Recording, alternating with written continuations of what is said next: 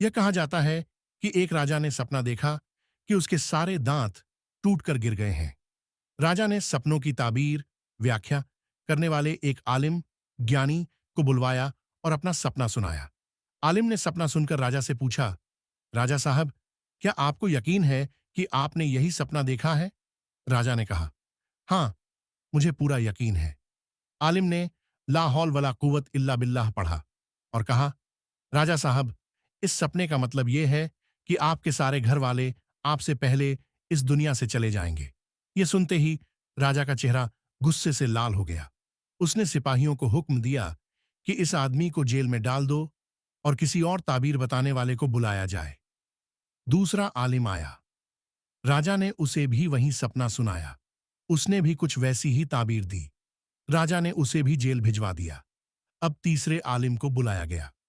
राजा ने उसे अपना सपना सुनाया और ताबीर पूछी। आलिम ने पूछा, राजा साहब, क्या आप पक्के तौर पर कह सकते हैं कि आपने यही सपना देखा है? राजा ने कहा, हाँ, बिल्कुल। आलिम ने मुस्कुराते हुए कहा, राजा साहब, तो आपको बहुत बहुत मुबारक हो। राजा ने हैरानी से पूछा, मुबारक? किस बात की मुबारक? आलिम ने जवाब दिया, इसका मतलब है कि आप अपने पूरे परिवार में सबसे लंबी उम्र जिएंगे। माशा अल्लाह। राजा और भी हैरान हो गया। उसने पूछा, क्या तुम्हें यकीन है कि यही सही ताबीर है? आलिम ने कहा, जी हां, यही सही ताबीर है। राजा बहुत खुश हुआ और उसे ढेरों इनाम देकर विदा किया।